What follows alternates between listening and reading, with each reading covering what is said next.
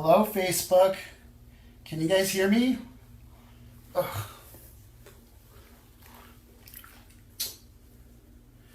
Oh my goodness.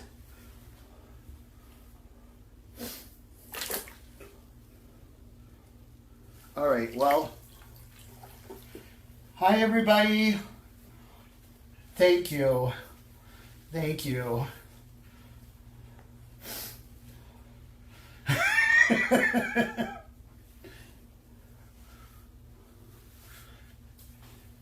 I love that that's my first comment. Thank you so much. Thank you. Thank you. Lovely to be here, everybody. Welcome to Libertarian Slut. I see the numbers going up. We've got 14. Can you guys hear me?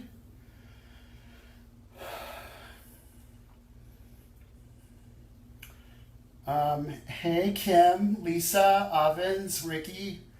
I don't know who else is there, but can you, just give me a thumbs up if you can, actually hear. Okay, yeah. All right. So my clock says 9:01. So, yes, it's really hard. Well, because I'm going to be sitting here for an hour, so... I mean, I don't know, actually, one of the things I forgot to plan ahead for is that, my tub stop doesn't actually, it leaks. So, I don't know how that's gonna work out. But anyway, so, welcome to the Libertarian Slut Cleaning Up Dirty Politics live stream. My name is Mike Shipley. I go by Mikester, so you can call me Mikester. I'm the chair of Outright Libertarians. Founder of the Povertarian Caucus, audacious, radical, badass, and I also have a blog. So, yeah, I wanted to let you guys know, first of all, that this is the official kickoff of the Pearl Clutch Challenge. So, clutch your pearls, because... yeah, we're raising money to do this anti-inaugural ball thing. So it's going to be a kick-ass party in the beginning of January. I think it's January 21st, right? So the Pro Clutch Challenge is basically, you remember that awesome time when James Week stripped live on C-SPAN in front of thousands and thousands and thousands and thousands of people? Not to mention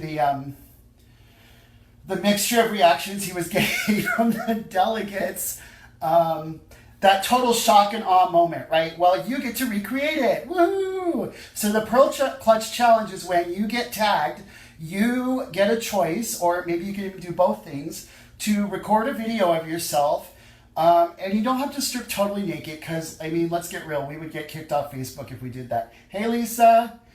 And we don't want that to happen. So... get creative with it. Do a belly dance, do the truffle shuffle.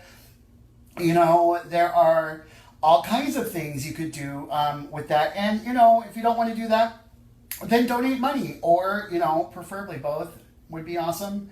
So record those videos. It's just like the ice bucket challenge, but with nudity instead of ice. So, yeah. I'm going to ask Kim, I see Kim put the link there in the comments. So yes, it's gofundme.com/pearlclutch2016. Last time I looked, we had raised $15 within the first 10 minutes. Oh my gosh, it's more than $1 a minute. It was just oh my gosh, the cash is just rolling in. And it's I'm serious, you guys, we have to, for all of the criticism that we get as radicals for not being pragmatic or wanting to win, I do want to live. I signed up for liberty in my lifetime, and I want the fairy tale. I actually want to be liberated in my lifetime, and I believe that we can really do that if, if we put the effort in, right? And so that does mean that we have to do... I don't know. I don't want to sound defeatist. The odds are kind of in leaning towards this idea that we might not actually be having an inauguration ball party for ourselves that night. But we will, just in case we need one, throw an anti-inaugural ball, right? So it's a great night to throw a party. The Arizona Libertarian Party is going to have our convention that weekend. So if you're going to fly to town for something awesome, it might as well be that. So we're going to kind of, celebrate the fact that we're having this beautiful libertarian moment. And, if we focus our sights on something hopeful and spend the next 4 years, educating our newcomers and educating the public and getting out there and doing activism and doing those outreach tables and signing up those voters, we can win. It can really happen. We can really achieve liberty in our lifetimes if we want it. So I have no idea who Jason Veritek is. I'm just going to take that as a compliment because, he actually looks like a fat me. Just kidding. So, I like winning too, Rebecca. I mean, it's fun, right? It's fun. It's fun to put your energy into something and then see that energy pay off. Like, it's really, really rewarding. And, I think for me, that's one of the most beautiful things about libertarian philosophy is this idea that we're getting the state out of people's ways so that they can experience what it's like to have the opportunity to win, to find out what it is that makes them them, and to become self-actualized around who they are, right? So, I mean, I don't know. That's what winning looks like for me, is like not only just winning elections, because I mean, that's helpful, right, for implementing policy, but the goal is to set human beings free so that they can actually achieve their full potential. So that, why am I hiding under these? You guys, this tub is like, okay, because I only ever take showers. I never like sat in my own tub. But I mean, I'm in a 1-bedroom apartment, and apparently my tub is like, it's like this big. So, I mean, there's actually, I'm not hiding under the bubbles. My whole tub is like this. That's how big it is. Like, when I take a shower, I can't even move my elbows. Like, the only reason I can move this one is because there's no shower curtain here. But yeah, there's barely room for bubbles. I'm like, actually, if I move the camera, you would like, you don't want me to do that. Just, oh no. Oh, wait, okay. What's the question? The purpose of the anti-inaugural bolt. So there are 4 years of, the imperial police state about to, I mean, there's no guarantee. Gary Johnson might win, and if so, we'll turn it into an actual inaugural ball.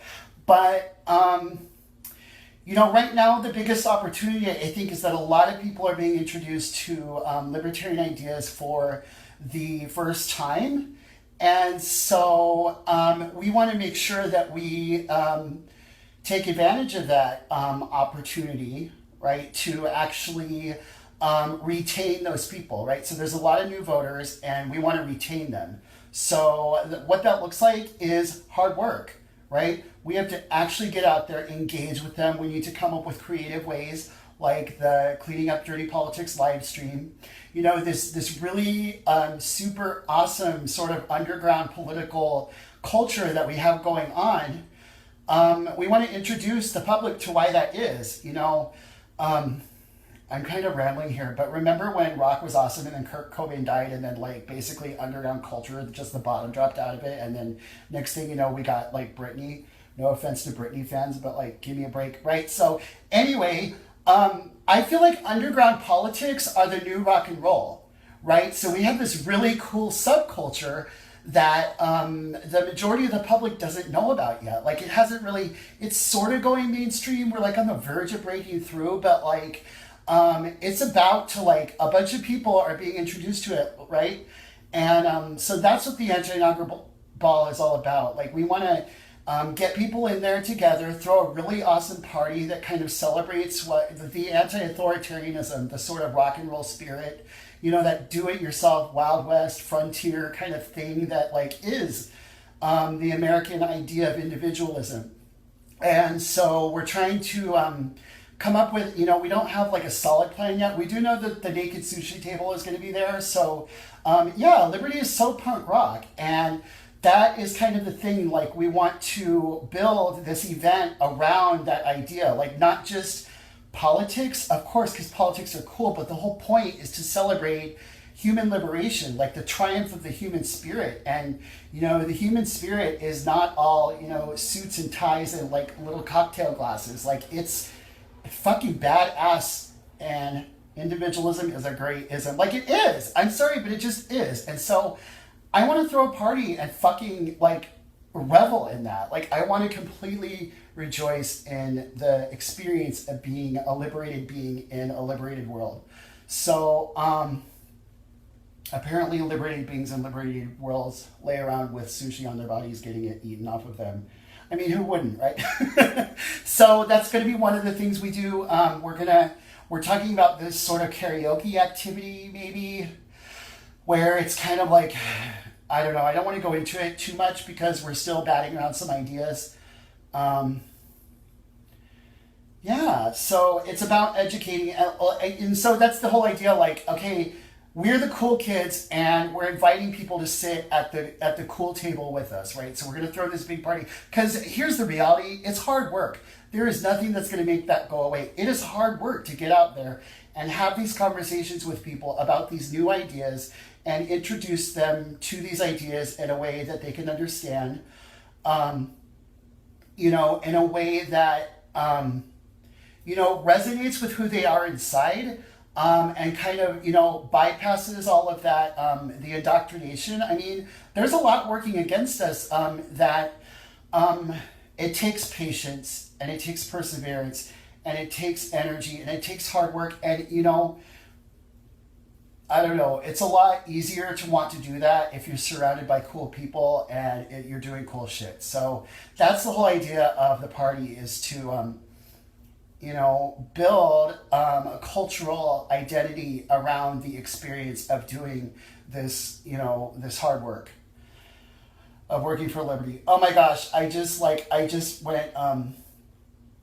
I don't know, Nick Sarwark just showed up and made this podcast like the video stream of all time. Like, we just hit the big time. Like, you see some boobs? There's some nipple.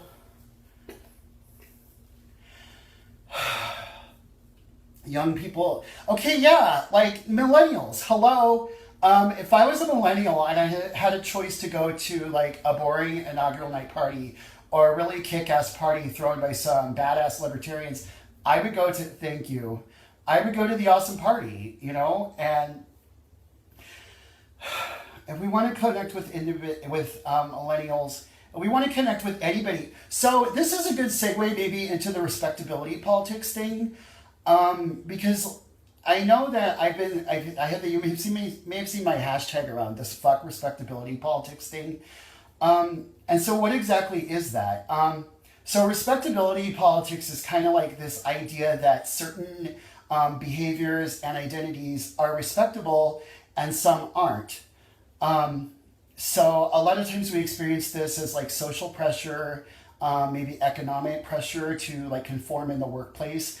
But the thing about it is that it's like this oppressive sort of, like, in other words, there are policies built around this idea that some behaviors are so respectable that they should be implemented by force, right? Like the drug war. The reason why it's possible to build an entire drug war around demonizing certain behaviors is that we have legitimized over the time the idea that there's a respectability norm, and individuals who don't conform to that need to be brought into compliance, right? So this is the same reason we have an uphill battle, for example, with transgender issues, right? Because transgender people are considered so nonconformist that like mainstream America just can't handle it, right? So if I'm going out and I'm telling people, well, we should abolish, the compulsory gender field on the driver's license, and they barely acknowledge that a trans person is even human or worthy of my respect, how am I going to convince them that abolition is important, right? So I think challenging this idea that respectability, and don't get it twisted, it's not about whether we should experience the respect of our peers. I'm not saying that.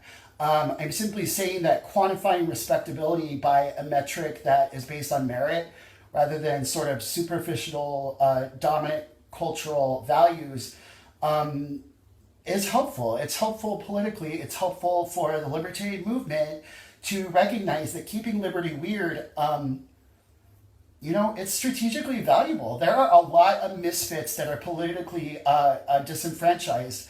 And they're just waiting for somebody to stand up and speak out and say, hey, your life matters. You matter. Your individuality matters. So be you. Don't be what they want you to be. Don't try to use force to impose what you think they should be on them. Get out of the way. Let everyone be who they are and recognize that that is the most resilient diversity that can take place. Where's the young governor ball going? Sorry, I can only see like 3 comments at a time. So if I missed any, I'm sorry. The young governor ball. Okay, so the jury's still out on that.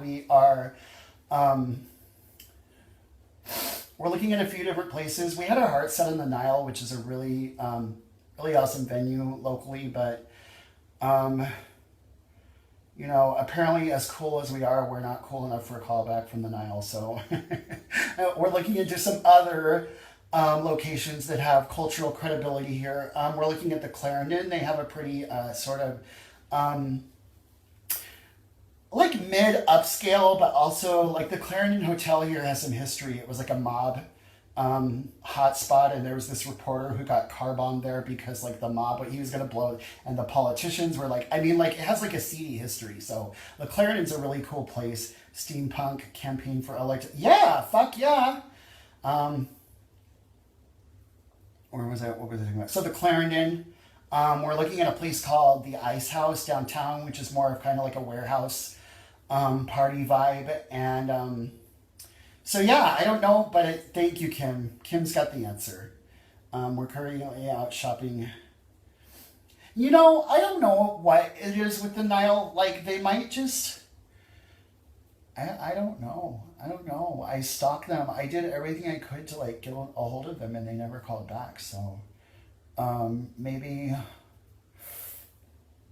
All right. So Marcel, Grognard, is that French?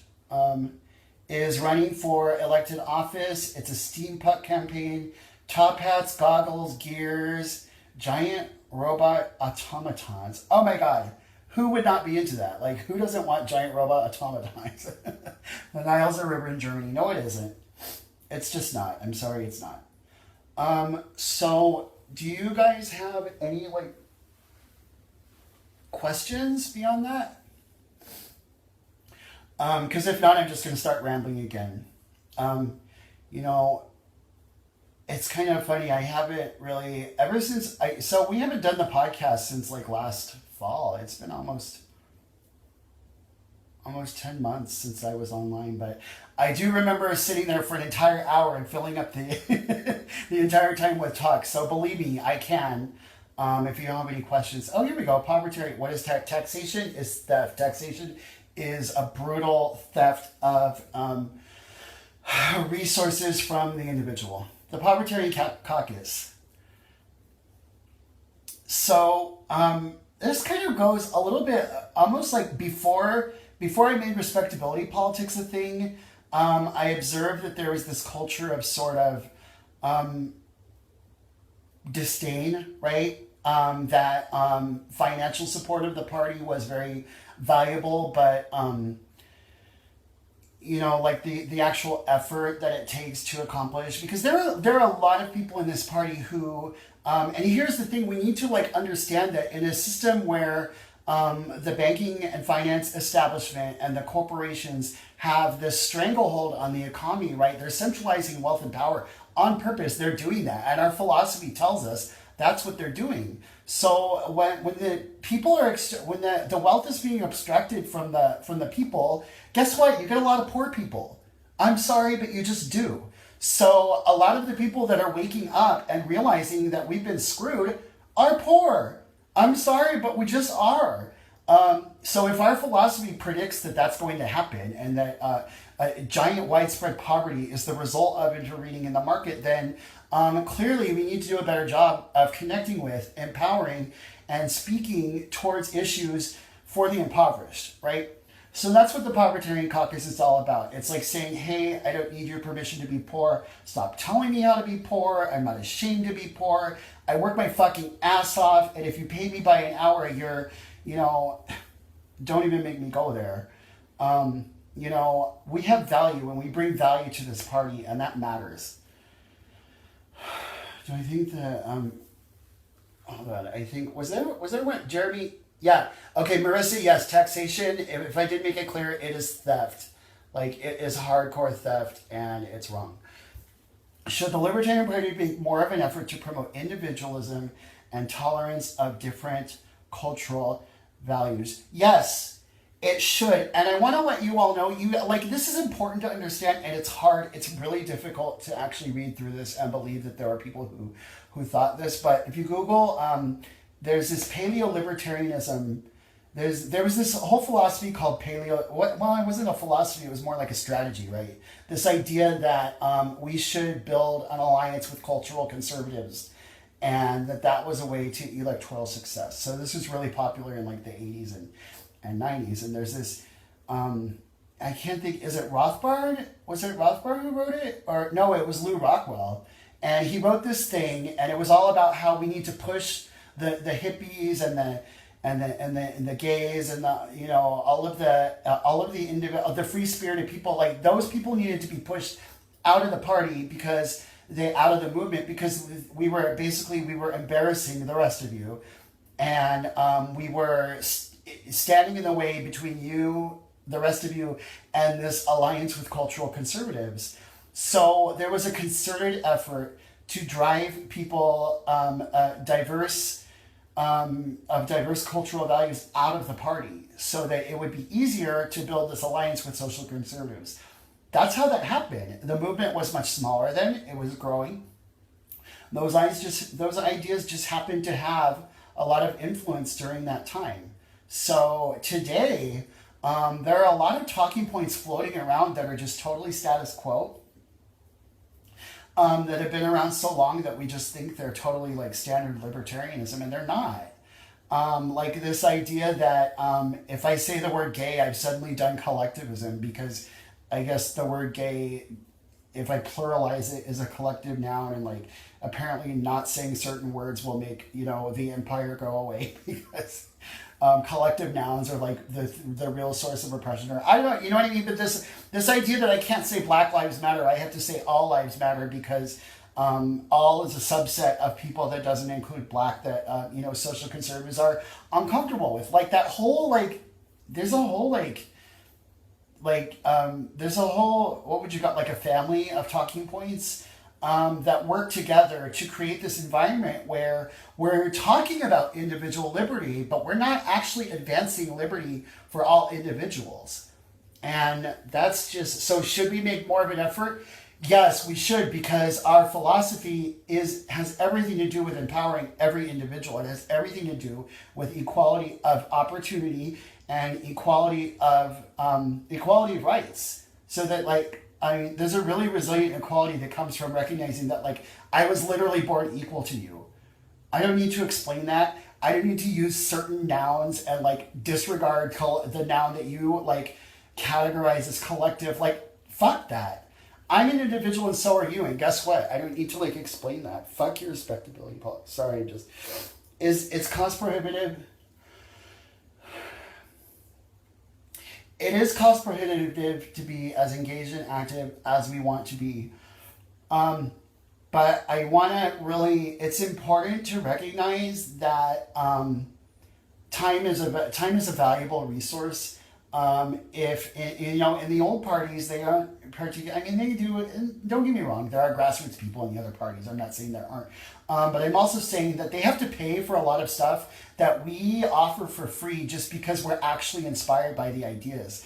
And I don't ever diminish the value of that. The time and energy that we're bringing to this party is really super valuable. So yeah, is it cost prohibitive to be poor and to have my choices limited? Okay, yeah, I can't write a big fat check, but I can produce, I can bring my most valuable skills to the table, and I can offer them And there's an opportunity cost to that, for all of us. So, what advice do I have for people living deep in areas where respectability politics rules the scene? Oh, that's a deep one. Well, for one thing, I would say there's really not a lot to be gained from sort of smashing bottles and going rar. And I'm not saying that people do that, but I'm saying that, in other words, wanting to be respected by others for things that matter is helpful, right? So learning how to speak with dignity, with eloquence, learning how to, even if I don't have the presentation that I'm going to be judged for externally, that I bring to the dialogue, a voice that they can be comfortable hearing, right? So, for example, if I'm going to be talking about the drug war, it's almost like more rhetorical. Like, instead of talking about drug dealers, I refer to the small business people who've been serving our communities for years. Like, to the point where they have to go, wait, do you mean drug dealers? And I'm like, no, I mean small business people. I mean small mom and pop people who've been serving the community for years at great personal risk, right? So finding rhetorical expressions for things that would be very shocking if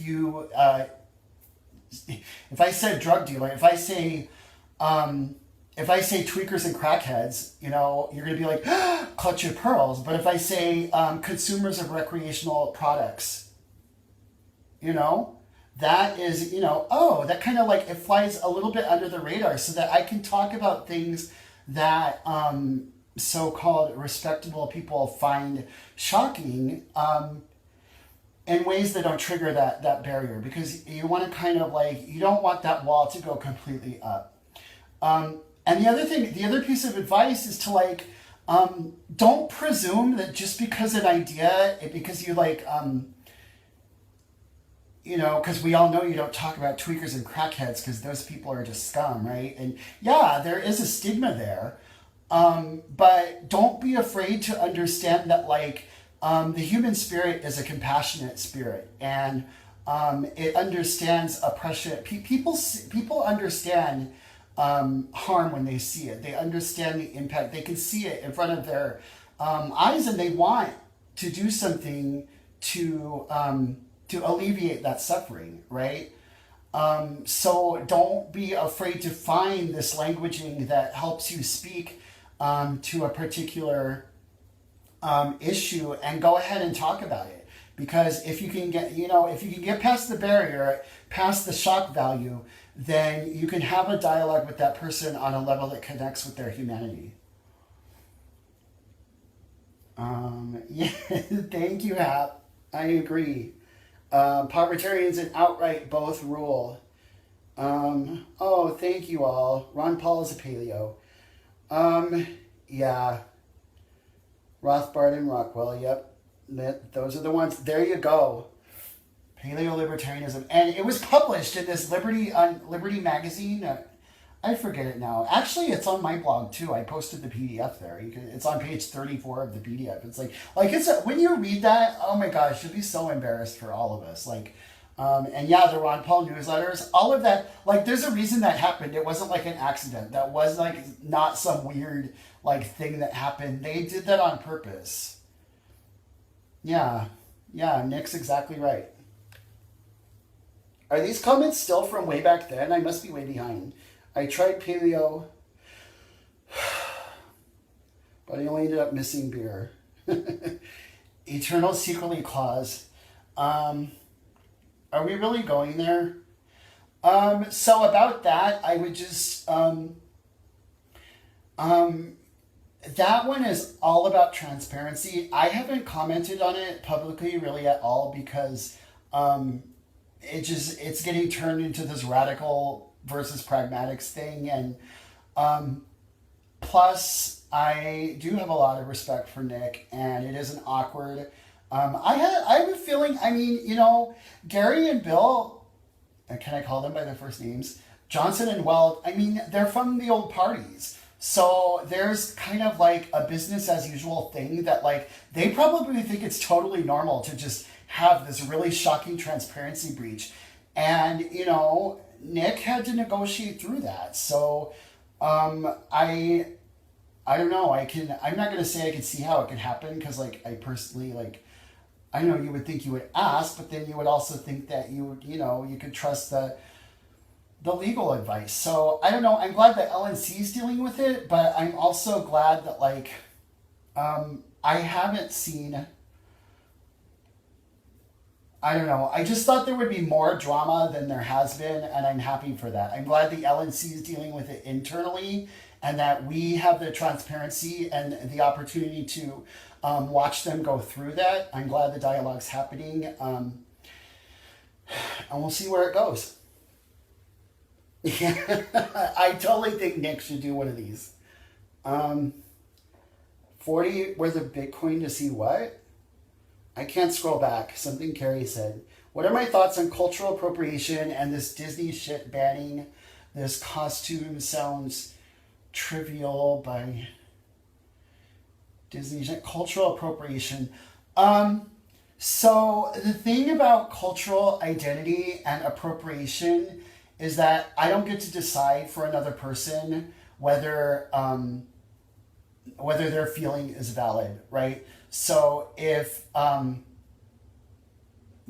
example I'm going to go with here is when RuPaul got called out for appropriating transgender because she was using the word tranny, which is not even appropriation, but it's in the same realm where, guess what? RuPaul doesn't get to decide that transgender people are okay being called trannies.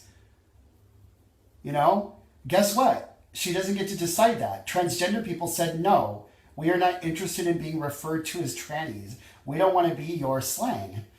Now, of course, there's the argument on the side because it is totally true that in drag culture, tranny is not a slur. But I'm digressing back from cultural appropriation. So I read this article, and I don't know the Disney one, so I'm sorry I can't speak directly to the Disney one. But there was this thing about whether dreadlocks were cultural appropriation. Well, guess what? If someone tells you, hey, I don't feel like you are really honoring my culture with the way that you're doing that. Don't take it personal. Just be like, wow, I didn't realize that.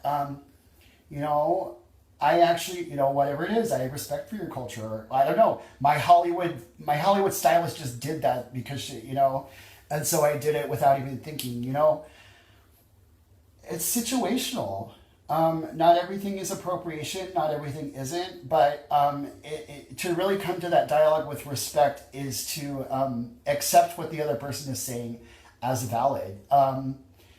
If the community is saying this Disney character is appropriating them, it's probably a good idea to listen to that. And it just is. I wish I knew exactly what you were talking about so I could comment directly on it. But yeah, I'd have to sign an NDA. Independent front. Oh my gosh, I must be way behind. So, thank you, Kim. I'm the executive. I'm the chair. I'm the chairperson, which sounds really grand and formal. This is a decentralized movement, and I don't like to. I don't like to legitimize ideas that come from the top-down world. The reality is, we are a 501c4. So on paper, we have to have an executive board. We have to have a set of bylaws. We have to be chartered so that we can handle money. And so, yeah, I'm its chair. I happen to be one of its most active volunteers as well. So I see the role of a leader in a decentralized environment as essentially a form of service, right? So I'm in service to the community of outright libertarians. I don't know, the word executive director is just like, oh my gosh, that feels weird. I'm its chair. And I'm sitting naked in the bathtub right now because that's my job. All right. Does shock value get people paying attention, or is it better to sell liberty in a way that people will relate to? So one of my favorite pop stars is Madonna. And Madonna, there are, I mean, and a lot of people don't know this about her. You know, they just see, you know, this shocking, you know, provocative woman, you know, doing all these shocking things. And but if you look into her art, like Madonna has produced an amazing volume of work. She's such an inspiration to me. And yeah, she has never shied away from shock value. You know, when the naked pictures of her were published, she said, so what? People told her it was going to ruin her career because, I don't, you know, she fell down on, you know, that whole thing where she was rolling around on stage at the MTV Awards, that was an accident. She just faked it. She fell down. She literally fell down and she rolled around on the stage and faked it like it was part of her act. And there was a total shock value. Oh my God, she showed her underwear on TV. Like everyone said her career was over, but no, it's how you leverage it. It's how you carry yourself in the follow up to that. And it's how you, whether you represent it as, you know, because she did. She articulated how exercising agency over her own career was an act of female empowerment. You know what I mean? Like she totally owned it, and she packaged that as art and as a powerful message of self-expression, right? So I think that it's what you do with it. Shock value does get attention. You may have heard there's never, you know, no such thing as bad publicity. I don't know. Is it 100% of the time that publicity is always bad or good no matter what? I don't know, but I do know that, I don't know, there's a lot of shock value in my life. And when I go ahead and explain the pieces of my past that have to do with behaviors that aren't always considered respectable, I'm able to connect them to the advocacy that I'm doing. And I feel like it adds an authenticity and it adds value to one's work if one makes the effort to do that. Is it better that people will relate to? Well, both. Shock them and then make a point with it, and then like that's the holy grail. I call them by their first names. I find the debates approaching soon in a whitewash shit show. Our whitewash shit. There's no way either Jill Stein or Johnson have. My neck is like hurting already. Have gained enough support. The last time an independent was in a debate was 92 with Ross Perot. See more. Hold on, I'm clicking. I agree. The two-party system is dead stick. It was the Moana costume as an appropriation of Polynesian culture. You know, I'm just not an expert on why, on the nuance of why cultural appropriation is considered such a shocking breach of cultural autonomy. I just typically err on the fact that if a community is telling you that they experience the particular expression as appropriation, that we should listen. I just think that's the respectable thing to do. The respectful thing to do. I didn't recall the name. Are you actually in Bubbles? Yes, I'm actually in Bubbles. Also, Arizona radicals should sign up for Amazon Smile. I think you have to be a 501. I think you have to be a C3 for Amazon Smile. Being chair of an organization is overrated. It really is. I can't tell you how... I've actually learned a lot by watching Nick because I just have. You know, there aren't a lot of examples in the world in general of how to exercise leadership in a bottom-up environment, right? And it's kind of a thin line, right? Because we're looked to as examples or whatever you want to call it. Like people look to take a cue on how, you know, they look for leadership, but then at the same time, it's a bottom-up movement. So the way to really lead people is to empower them to act.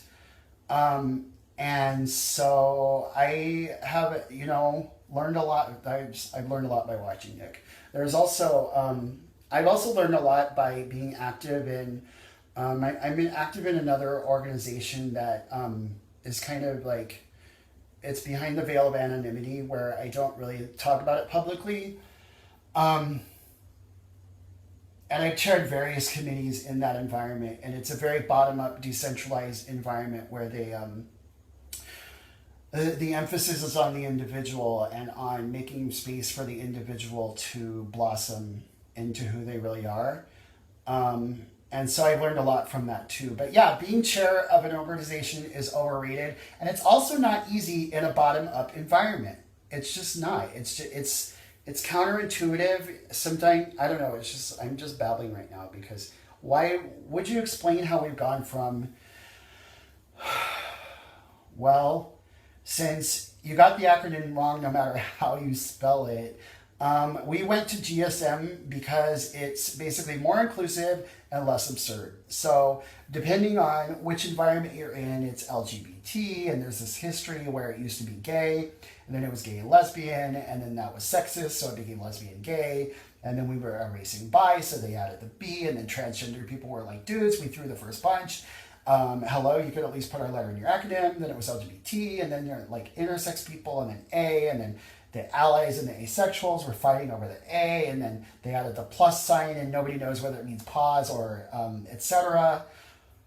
PP, poly, pan. I mean, it's just absurd. I'm sorry, like no offense to, I understand the community really wanted to express diversity and everything, but the acronym was out of control. It was out of control. So, we were talking about that. Me, myself, and Carrie worked on that, and we looked around. And I do want you all to brace yourselves because there's actually an acronym called GSRM, which is Gender Sexual Romantic Minority. And I ran across the the GSM, and I loved it. And that is the version that ended up in our bylaws. And Outright's bylaws are protected, or excuse me, our mission statement is protected by a 7/8. So we had this bright, shiny moment in Orlando where that came true. So we switched to GSM. I hear that at least one of our members is building energy towards bringing back the R. And maybe now's a good time to explain. So gender, sexual, minority. So it encompasses even hetero identities that are marginalized. So for example, bondage, kink behaviors, sex work, even poly relationships, all of those behaviors that cross over different boundaries can fall under the gender sexual minority umbrella. My initial reaction to the R was like, fuck, we just got done telling people the acronym would never change, and here comes this R. But I need to kind of like maybe just brace yourself that the R, because I did some meditation on it, and I really feel like to really be inclusive, it's probably not a bad idea to put the R in there. And I'll tell you why. There's different scales. The perfect example of this is a bromance. So a bromance is a friendship between men that is not sexual, but it has a romantic element to it, right? So two straight men can experience emotional intimacy in a sort of like, if homosexuality was less stigmatized, they might be comfortable expressing it as a romantic, but it's on the romantic scale. And another example is, I know you've heard the slag term fag hag. So a fag hag is like a straight woman who hangs out with gay men. Well, those friendships can have an emotional dimension too. They can, they cry on one another's shoulders. They talk about all their intimate secrets. And that would be like, so that's that. It's a homosexual and a heterosexual being, but they're having a heteroromantic, do you see, connection. So it does help us explain our human experience in ways that simply using the gender and the sexual scale doesn't help with. But I'm kind of rambling from back to the whole point of GSM is because it's just there. It encompasses all the letters. We don't have to fight over which letter goes where and what order they're in. And um, I don't know. It's easier to say too, GSM, as opposed to like LGBTQIA, you know? I don't know. Anyway. We are glad you're a chair. Oh, thank you. I feel I've really been blessed to be in this position. Um, it's been a huge part of what I've been growing through over the past couple of years. You need to listen to all of her albums, and I mean all of them, and even the recent work. Like Confessions on a Dance Floor was probably one of, like, I think it might be my favorite of all her albums. But yeah, as in terms of it having intellectual value, like it does. She is a smart woman. Like she is fucking brilliant. And I mean, I'm saying this as somebody who, I mean, I know that I'm smart. Whatever else, sometimes I have self-doubt, and you know, sometimes I let other people's respectability standards cause me to experience, not usually. I'm pretty confident about pushing back. But anyway, what I'm saying is I think I know another smart person when I see one. And I see one in Madonna. Like, she is fucking brilliant. Like, brilliant enough that I go, wow, she's smart. So, yeah, if you explore her music, you'll find that. She's a very spiritually kind of mature individual. Thank you, Carrie. Out of curiosity, how is queer defined?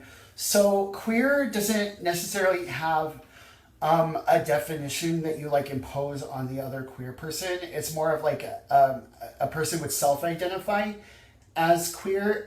It's a reclaimed slur though. So if you were a queer might be the last thing you hear before the baseball bat hits you in the head. Like, I mean, it used to be like literally the word that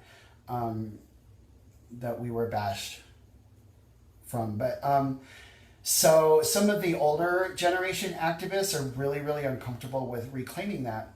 But in the younger generation, and also there's so I don't want to say backlash, but so as GSM, as the movement grew over time, its leaders increasingly found themselves being invited to the political table. And this happened as, the old parties began to see value in kind of co-opting those ideas. And I mean, it's understandable if you were deprived of power for thousands and thousands of years and suddenly you were being offered a chance to achieve political success.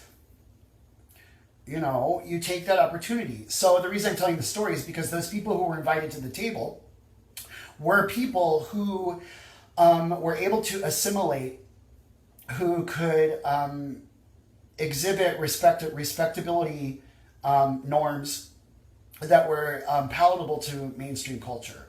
So the rich white gaze kind of thing, right? So we could have gay men at the table who could assimilate, but we couldn't have, transgender women of color, right? So we couldn't have androgynous people. We couldn't have queers. We couldn't have non-conforming identities. Anybody that the mainstream public would react to with horror was not given a place. Okay.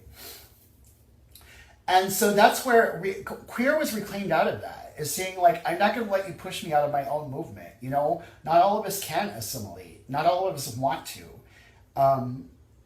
So that's what the word queer is about. And then now the millennials especially are kind of just embracing queer as the word. It's like almost like arguably we could have went with queer instead of GSM. But I tried to bring back queer and it was a little bit too much for everybody. So we went with GSM. I'm happy with that. I like GSM. And I will love GSR. Okay, I hope I don't lose my thing. Tell us about the Audacious Caucus. So the radical, first of all, let me explain what a radical is, because I think it invokes the idea of a bomb throwing, anarchist. And there's this idea that it's about tactics. Like radical is not a tactic. Radical means, okay, so think of a radish as a root vegetable. I'm going with the root here. Or like a radice. It's like a square root of a number.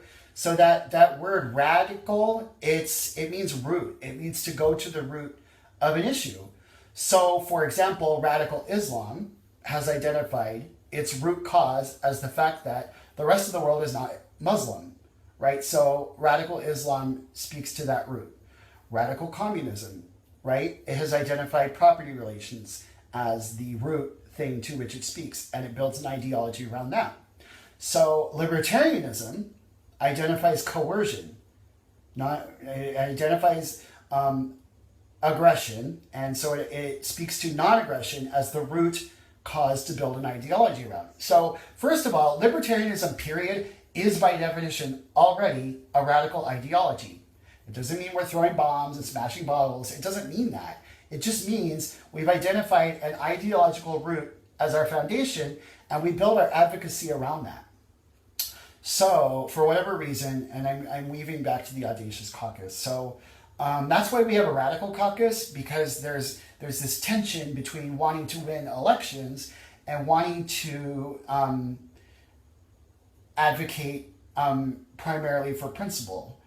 And I don't even want to get into like whether that's a false dichotomy or not, because like personally I don't have it's not easy, but I mean it's a surmountable challenge to actually accomplish both of those things at once. But I digress from the fact that the Radical Caucus within the past 2 years went from a loose network of people who shared a common desire to articulate from a principled place to a structured formal organization with a set of bylaws and everything else.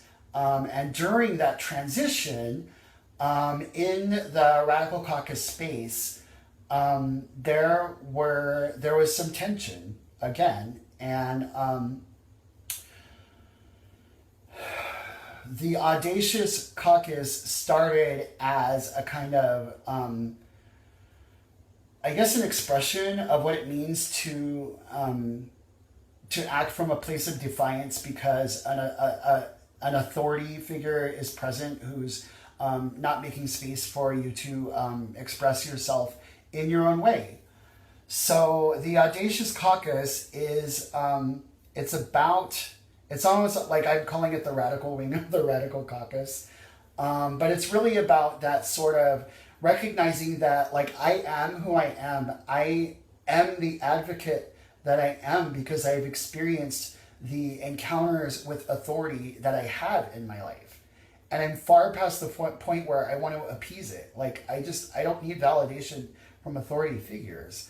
I'm really confident in the idea that I can express myself in a manner that resonates with other people without tiptoeing around. Like, I don't know. So the Audacious Caucus is about that. It's about saying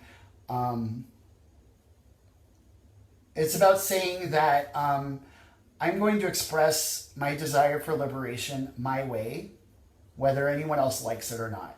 So in that way, it's a little bit more tactical, but it's also more cultural, right? It's more punk rock, if you want to put it that way. So that's what the Audacious Caucus is. From the outside, it might look like a division, though, but I don't see it that way. I see it as complementary to the existence of a Radical Caucus. So now there's a radical space where formal activities can come to fruition, and then there's a space alongside it where bold voices can speak themselves in bold language, and that's okay. Well, wasn't expecting to see a large, hairy gentleman on Libertarian slide. I wasn't expecting to ever be on here, and I was like wondering why the fuck I even agreed to this. But now I'm glad I did. If I like to rail against monetary policy incessantly, does that make me paleo? No. No. Depends what else you're saying alongside it, but that by itself, no. Reclaiming insults is very powerful. Take your enemies. Yeah, it is. It is like take it and own it. And in fact, I think I don't know for sure because I'm not the one who created the Audacious Caucus, but I believe that the person named the Audacious Caucus because they were, how dare you speak so audaciously in a radical space? And they're like, fuck you. Here goes your Audacious Caucus. Transition is awkward. I wish I had some context. Yeah, I imagine it is. Radical and traditionally organized hierarchy don't match for. Yeah, me either. And this is where. Thank you, Chad. I'm glad I did too. This is where this goes back to what I was saying about how finding a balance between leadership in a decentralized environment and actually sort of, I guess, being bossy, right? Because, and like, again, like I'm saying, it's totally understandable that we live in a world where all of our examples, almost all of our examples are top-down exercises of power. We see it in the political hierarchy, we see it in the corporate hierarchy, we see it in the nonprofit hierarchy. Everywhere you go, and from a very early age, like from childhood, even at the family level, like we've been taught that you obey, and that obedience is the way to earn the favor of those who have power over you. And it's such like an internalized status quo that we don't even like realize that even when we get introduced to this ideology that empowers the individual, and we we come to understand on a cerebral level what's wrong, and we can speak to it and we can talk about it, but actually implementing it and like living it from the inside out, it's a learned behavior, and you have to reach for that learning, and it feels very different. So the examples we have to look to are ones where the authority figure is the boss and they tell everybody what to do, and they're expected to be the central planner that has all the best ideas. And in a decentralized bottom-up environment, it's all about letting other people know that their ideas have value, and how can I help you take this beautiful idea that you have? How can I back you up in having it come to fruition? And then at the same time, understand that I have exciting ideas too that I find inspiring, and how can I, find a way to make them come true at the same time. Does that make sense? How do you feel that as a party we should reach out to minorities? Pardon the pun, but the only party that is free from racism has no black caucus. Well, for one thing, this talking point that like I can't say the word black or I'm on some slippery slope to collectivism, like that's not helpful at all.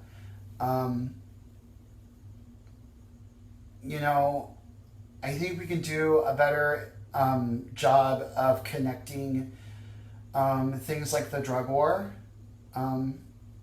Any aspect of the police state that it uses to justify enforcement at the community level, like all of the excuses that they use to patrol the streets, those are the same excuses that they use when they're doing this profiling and they're shooting these people dead.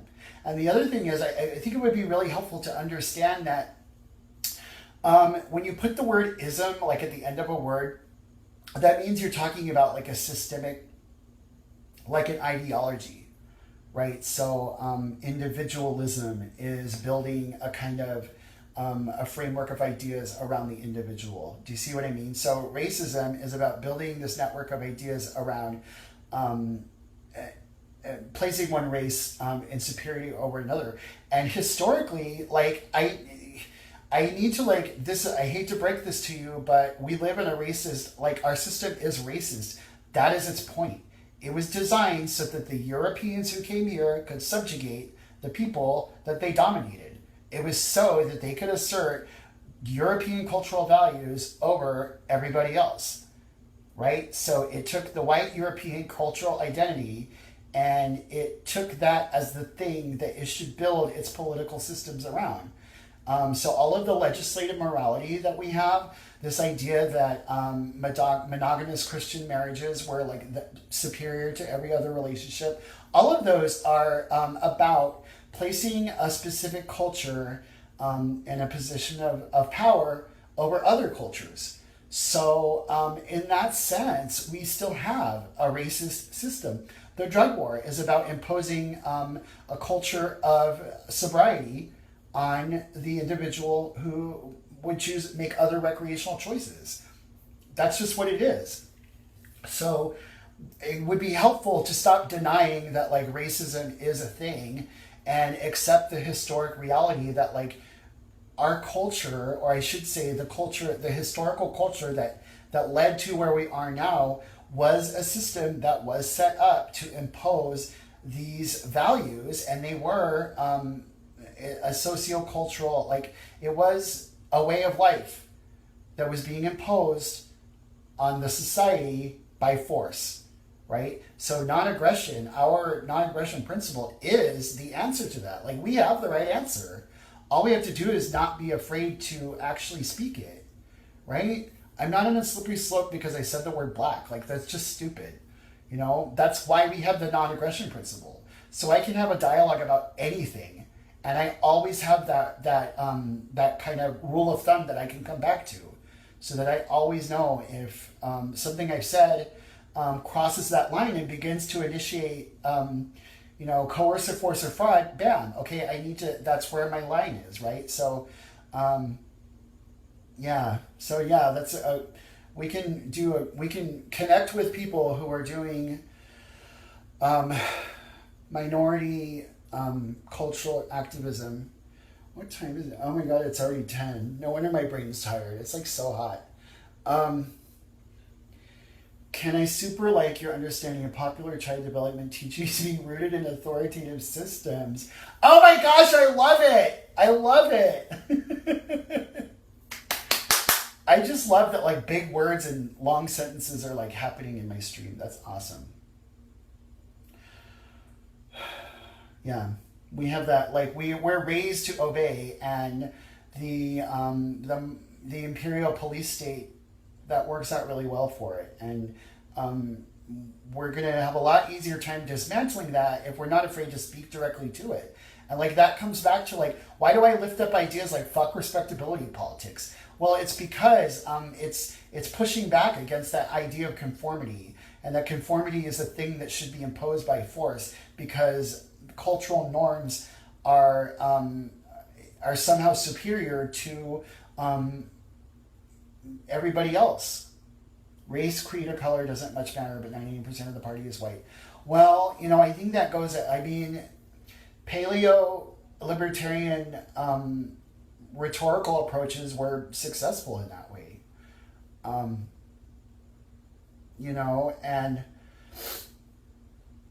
I don't want to say, I don't want to legitimize it. Like if you go back and you read some of that stuff, like it's just completely repugnant.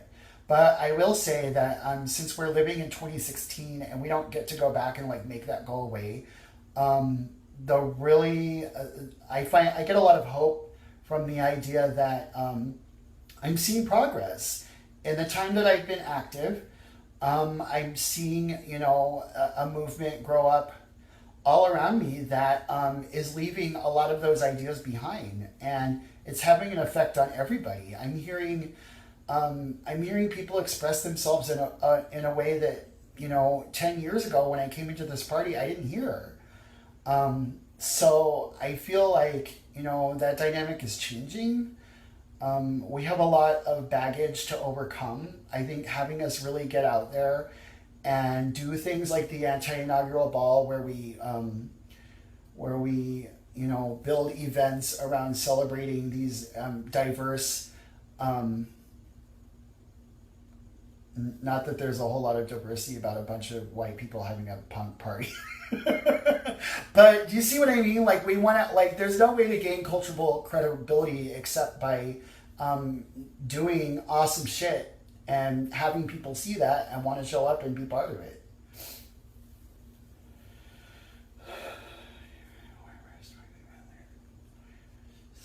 as fast as other. Meanwhile, we do get together. Don't small and transparent. Yeah. Yeah, it's changing over time. We at least direct the issues and push for the individuals. I mean, a lot of it really has to do with, well, I guess I can use myself as an example because I came from, the liberal left. I was a Democrat.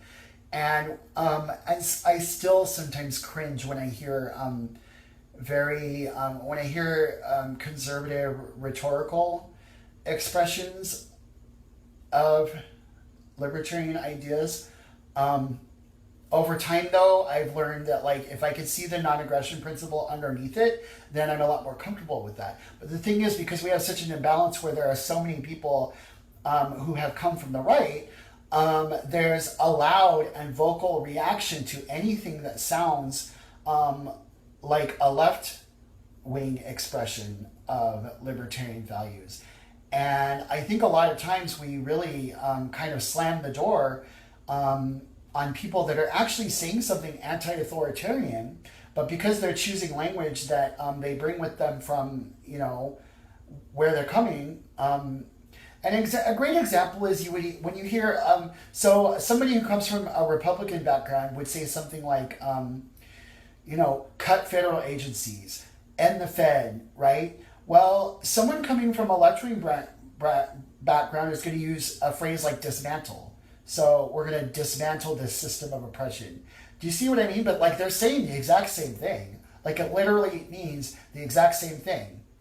Cut federal agency, dismantle the Fed, right? So it's just a matter of finding out how, just having an ear for where that person's coming from and then meeting them where they're at, using the language that speaks to them. And it's not easy. That's why I tell you guys, it's hard work. It is not, it's easier to just, it's easier to not try, but I have to tell you, the state's not going to dismantle itself. It's just not, we're going to have to do that. And so, we're up against, decades of programming all those decades, the broadcast media was happening and they were going on the TV and, crafting this narrative that empowered the status quo, all of that conditioning, all of those years of public schooling, that's what we're up against. And it's not going to be easy. And in order to do that, we need to not be intellectually slothful. Do you see what I mean? So we need to be able to navigate the entire ideological battlefield. I need to be able to fight on the entire Nolan chart. I need to be able to,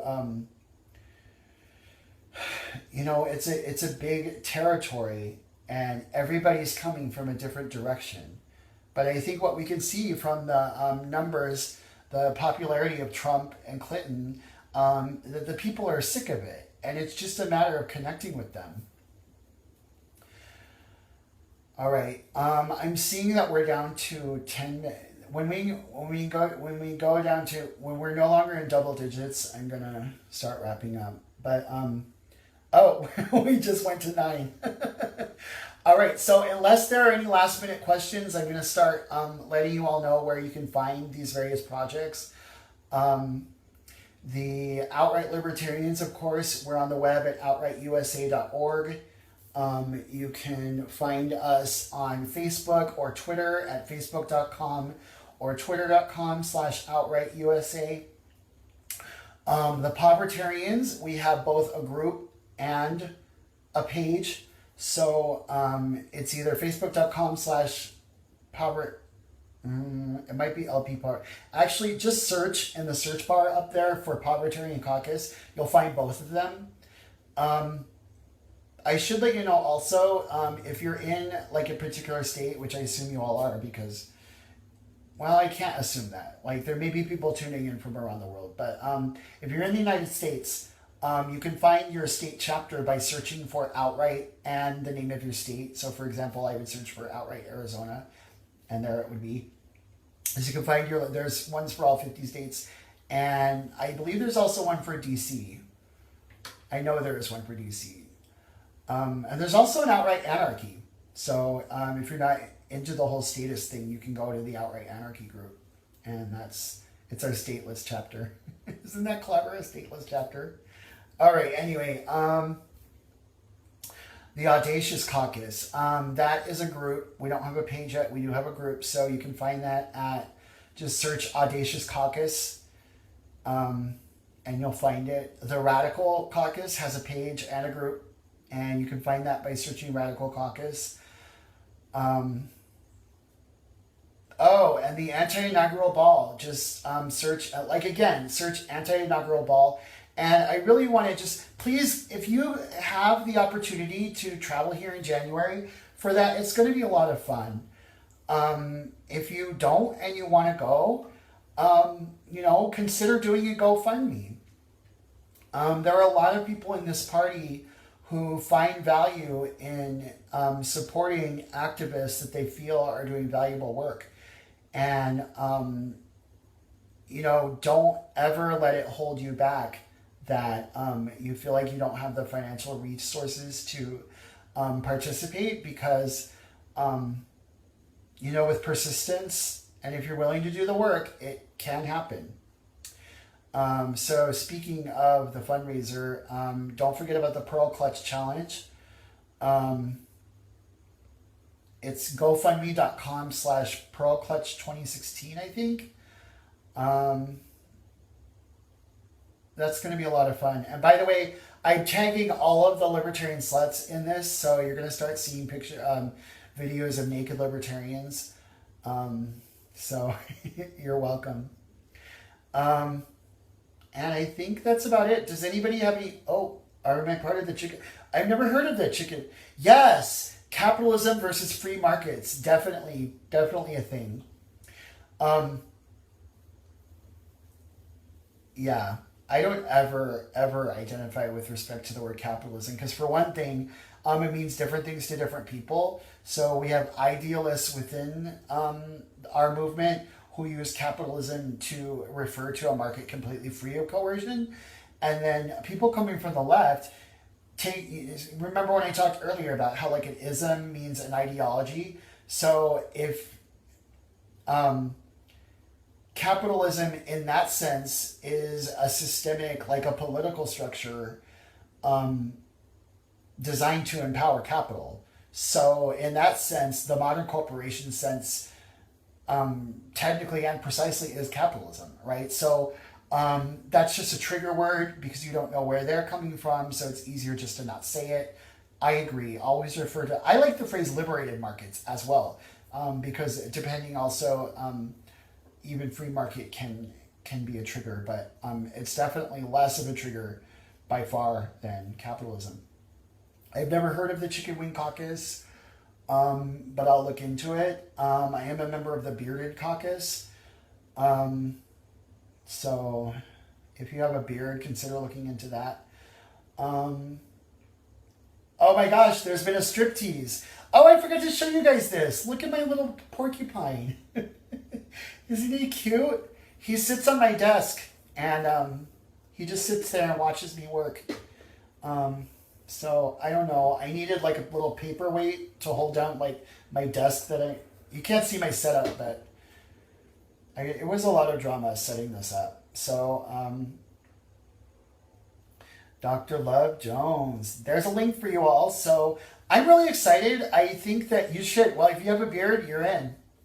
And don't shave your beard because you're out. I just saw today somebody shaved their beard and like there was emotion and they were out. So like they don't fuck around. Speaking of my beard, look at this gray. I'm starting to have gray in my beard.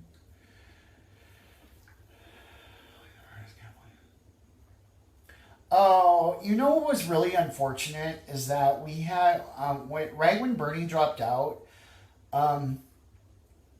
we had a lot of people a lot of disenfranchised progressives were looking at us.